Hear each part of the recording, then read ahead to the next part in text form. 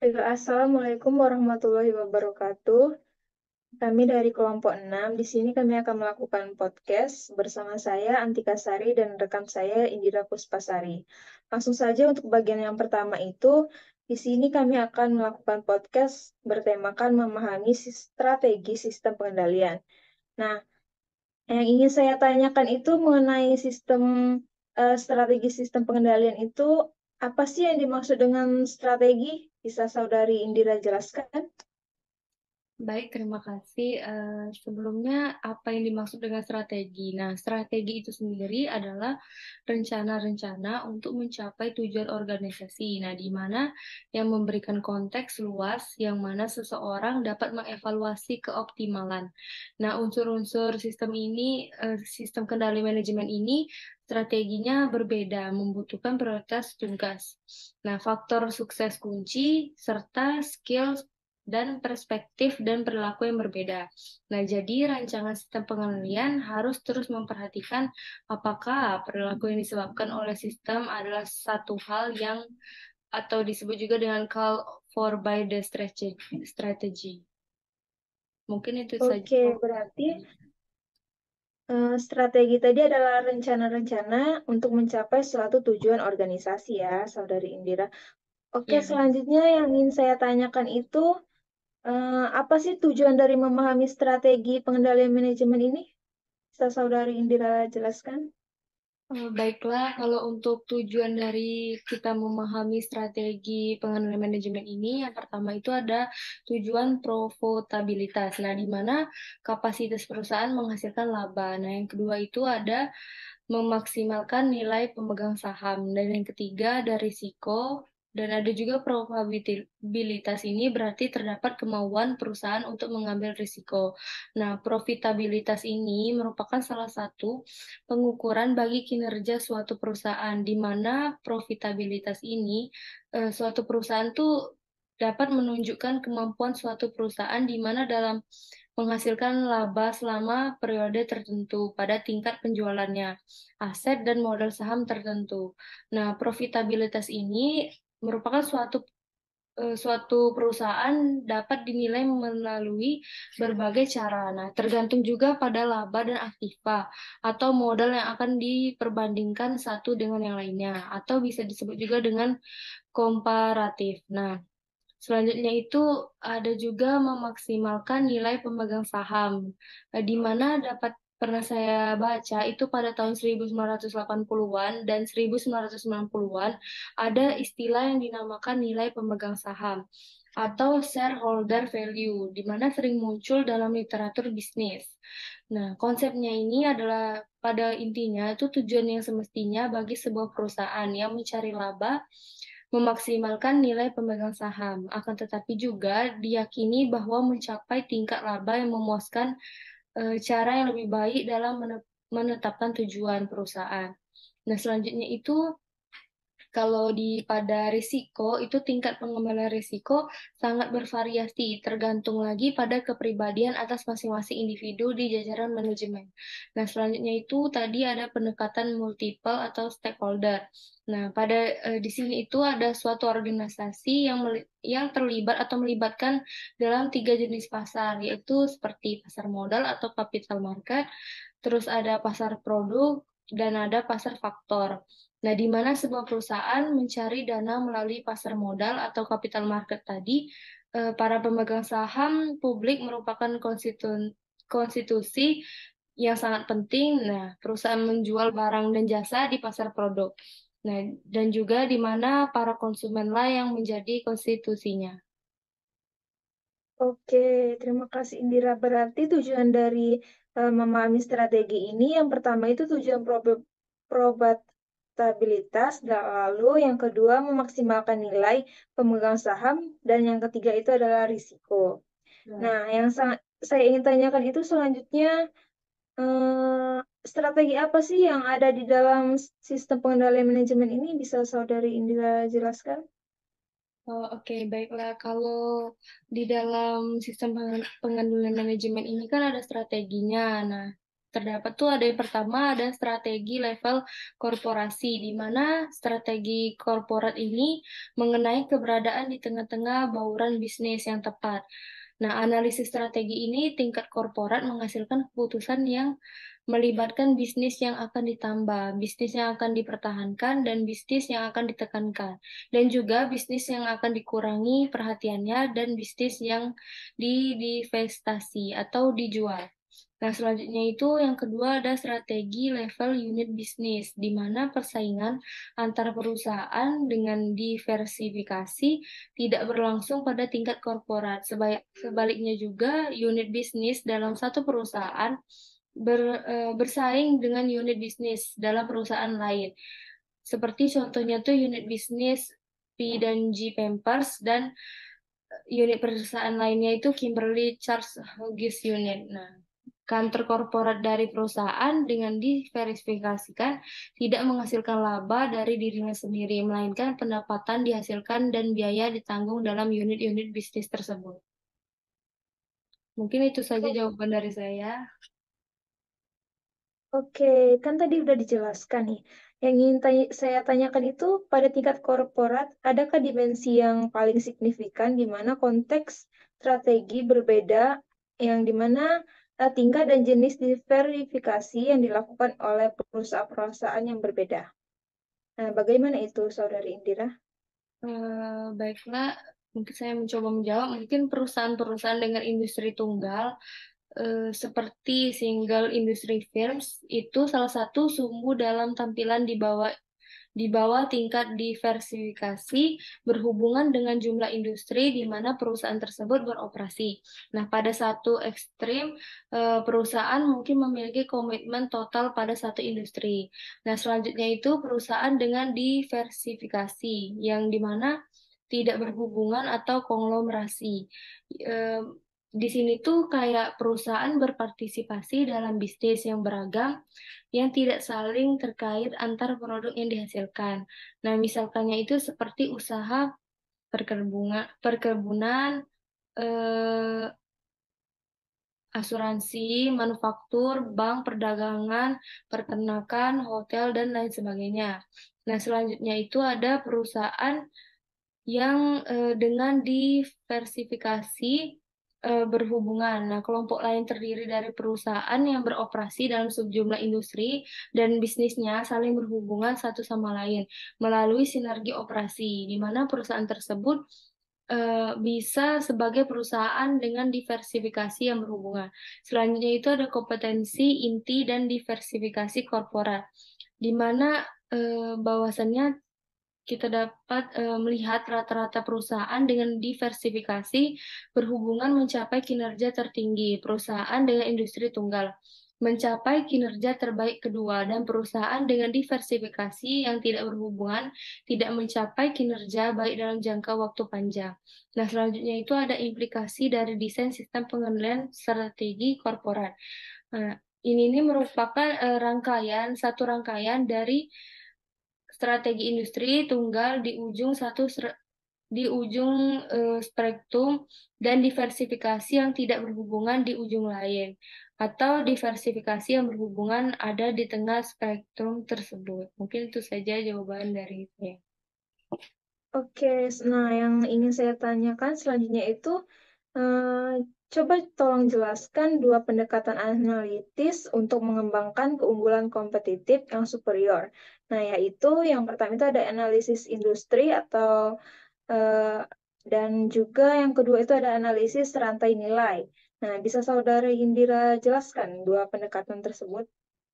Baik, kan tadi udah disebutkan ada dua pendekatan analitis, yaitu yang pertama analitis industri, yang kedua ada analitis rantai nilai. Nah, di sini analisis industri ini studi yang menunjukkan bahwa rata-rata profitabilitas industri sejauh ini merupakan prediktor paling signifikan dari kinerja perusahaan. Dengan pemahaman sebagai berikut, bahwasannya Porter mengklaim bahwa unit bisnis memiliki dua cara generik untuk merespon terhadap kesempatan dalam lingkungan eksternal dan mengembangkan keunggulan kompetitif. yang berkesinambungan yaitu biaya rendah dan diferensiasi. Nah, selanjutnya yang kedua ada analisis rantai nilai atau value chain analysis, di mana analisis rantai nilai ini berusaha untuk menentukan di bagian mana dari operasi perusahaan, dari desain sampai distribusi, dan nilai pelanggan dapat ditambah atau dikurangi dengan menganalisis biaya, pendapatan, dan aktivitas secara sistematis. Unit bisnis dapat mencapai keunggulan diferensiasi dengan pengurangan biaya. Mungkin itu saja jawaban dari saya. Oke, terima kasih Saudari Indira. Berarti sudah kita dapat simpulkan bahwa strategi itu adalah rencana-rencana untuk mencapai tujuan organisasi yang memberikan konteks luas yang dimana seseorang dapat mengevaluasi keoptimalan unsur-unsur sistem kendali manajemen. Oke, baiklah begitu saja. Terima kasih Saudari Indira telah menjawab pertanyaan sudah saya berikan. Baiklah, langsung saja kita lanjut ke part kedua, yaitu di sini sudah ada Saudara Atika Sari yang udah siap untuk ditanya-tanya oleh saya nih. Nah, langsung aja kita mulai. Di sini saya mau menanyakan sama Saudari Antika Sari ini, apa sih tujuan dari sistem pengenalan manajemen?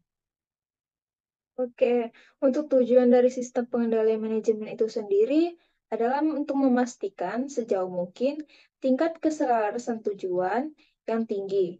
Nah, dalam proses yang sejajar dengan kepentingan pribadi mereka sendiri, yang dimana sekaligus juga merupakan kepentingan perusahaan.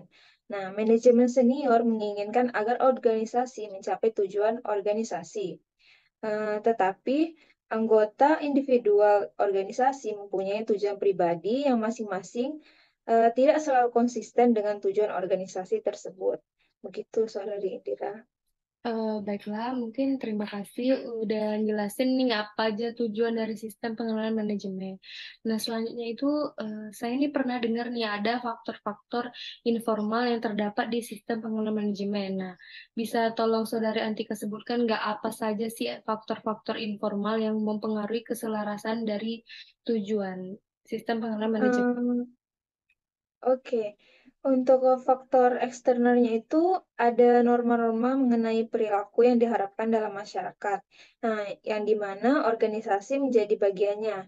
Norma-norma ini mencakup sikap yang secara kolektif sering juga disebut etos kerja, yang diwujudkan melalui loyalitas pegawai terhadap organisasi, keuletan, semangat, dan kebanggaan yang dimiliki oleh pegawai dalam menjalankan tugas secara tepat waktu. Nah, lalu yang kedua itu ada faktor-faktor internalnya. Yang pertama itu ada budaya faktor internal yang terpenting, seperti budaya di dalam organisasi itu sendiri, yang meliputi keyakinan bersama, nilai-nilai hidup yang dianut, norma-norma perilaku, serta asumsi-asumsi yang implisit yang diterima dan secara eksplisit dimanifestasikan di seluruh jajaran organisasi.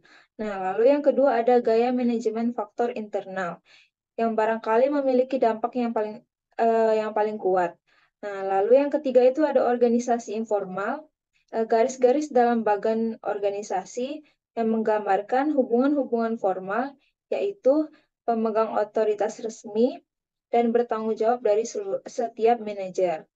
Nah, lalu yang keempat itu ada persepsi dan komunikasi dalam upaya meraih tujuan-tujuan organisasi. Nah, para manajer operasi harus mengetahui tujuan dan tindakan-tindakan yang harus diambil untuk pencapaiannya. Oke, baik. Terima kasih Antika. Berarti pada intinya faktor-faktor yang ada di informal itu yang pertama ada faktor eksternal di mana norma-norma mengenai perilaku yang diharapkan dalam masyarakat dan organisasi menjadi bagiannya. Nah, yang kedua itu faktor-faktor internalnya terdapat budaya faktor internal, gaya manajemen faktor internal, organisasinya dan persepsi dan komunikasi dalam upaya meraih tujuan-tujuan organisasi.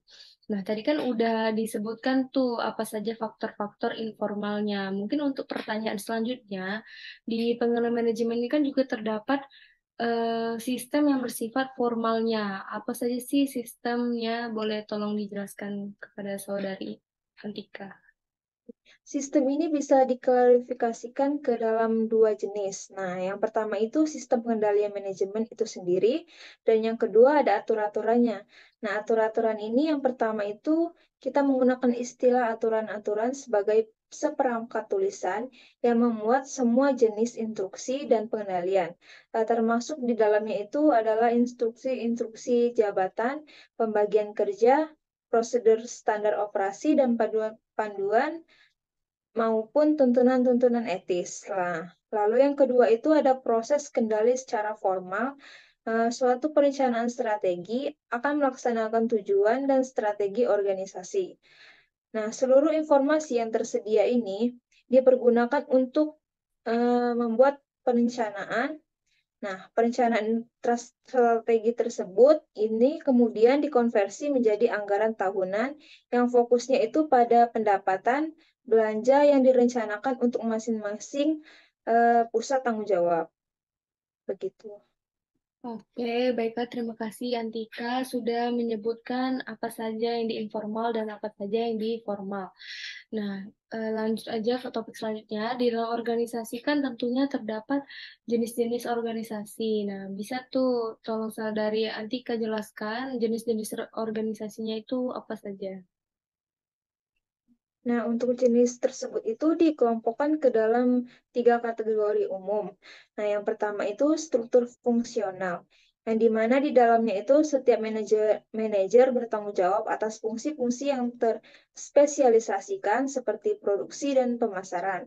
Nah, lalu yang kedua itu ada struktur unit bisnis, yang dimana di dalamnya itu para unit manager bertanggung jawab atas aktivitas-aktivitas dari masing-masing unit itu dan juga unit bisnis yang berfungsi sebagai bagian independen dari perusahaan.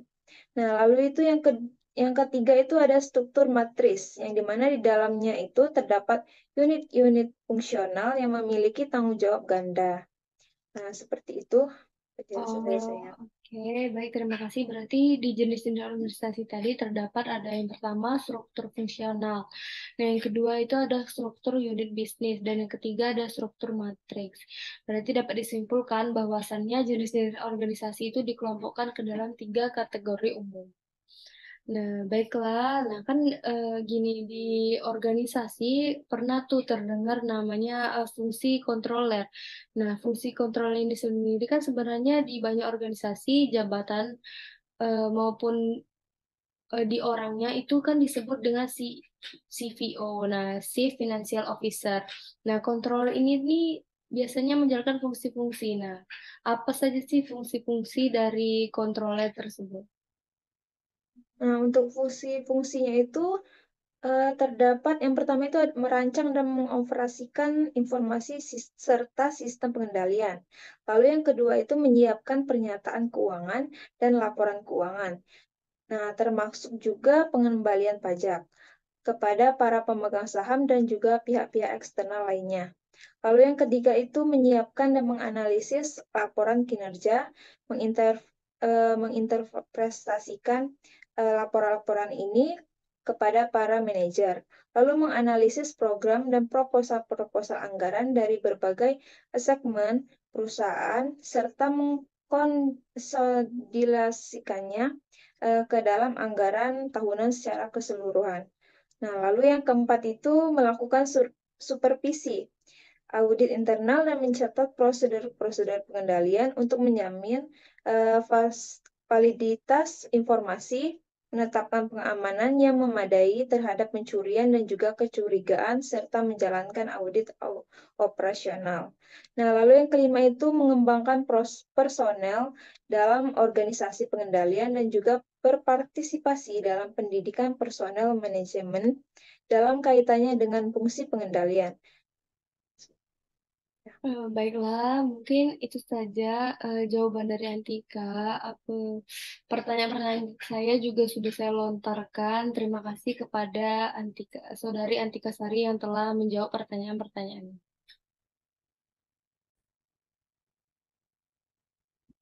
Baiklah, sekian bincang-bincang kita dari kelompok 6.